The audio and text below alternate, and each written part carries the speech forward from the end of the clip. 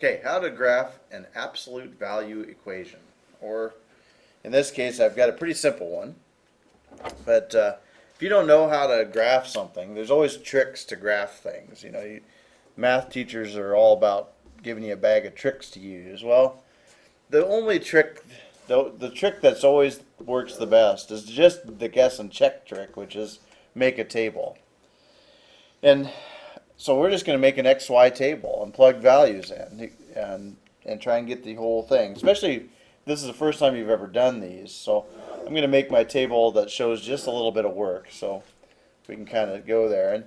And I'm going to pick some negatives, some positives, just whatever. So I'm maybe, I've got a 5 here. So that kind of concerns me a little bit. So I'm going to start at maybe -5, -3, -1, 0, 1, all of those. So when you plug in -5 to the rule, you'd have, I'll do it in red so you can kind of see it. You'd have the absolute value -5 minus 5. So that's the absolute value of -10. I'll put that up here.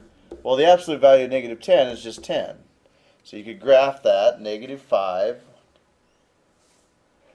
4, 5, 6, 7, 8, 9, 10 would be right there. -3, absolute value of -3 is -3 minus 5 is -8. And that would be 8. So we got -3, 1, 2, 3, 4, 5, 6, 7, 8. So we're getting this graph appearing. -1 minus 5 is -6. Absolute value of that is 6. 0 minus 5 is -5, which is 5. And 1 gives us a -4, which is 4. And so this kind of gives us an idea of what's happening. So -1, 1, 2, 3, 4, 5, 6. 0, 1, 2, 3, 4, 5. And we can see that the graph is coming down here like this. But does it always continue that way? Well, with absolute values, what you're looking for, the trick is you're looking for a V. Or it's going to change direction suddenly. So we need to go until we find that. And so we're just going to keep going. And 5, that x minus 5 actually tells me that the v is going to happen at 5. Because you could set that to 0 and find your x-intercepts. And so I'm going to skip here and maybe do 3, 5, 6, just plugging them in. Now, if you're not trained in this, you don't know that, so you just have to keep guessing and checking. Sometimes you might have to do 10 points. And so you keep going here. 3 minus 5 is -2, which is 2.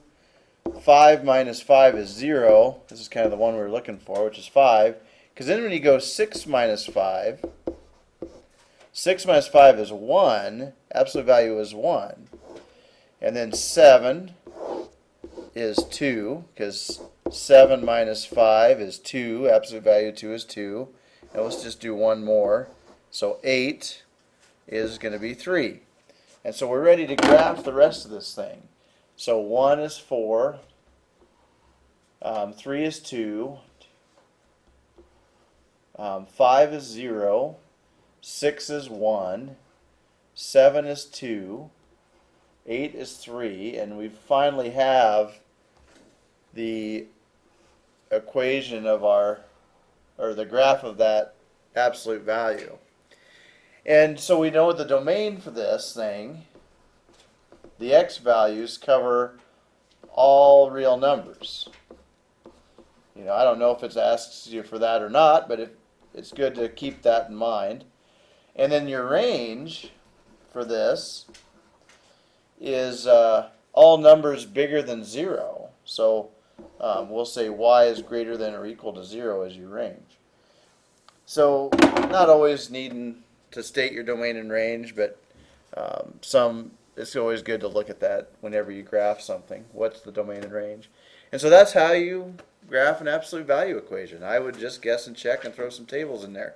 In GeoGebra, if you want to just verify that in GeoGebra, you use the, it's y equals ABS, and then it was x minus 5 in parentheses. And so when you graph that, I'll move this around, hide these other two values, other two functions that were on there. And there it is, and it's the same thing we had. I can zoom out a little bit so you can see.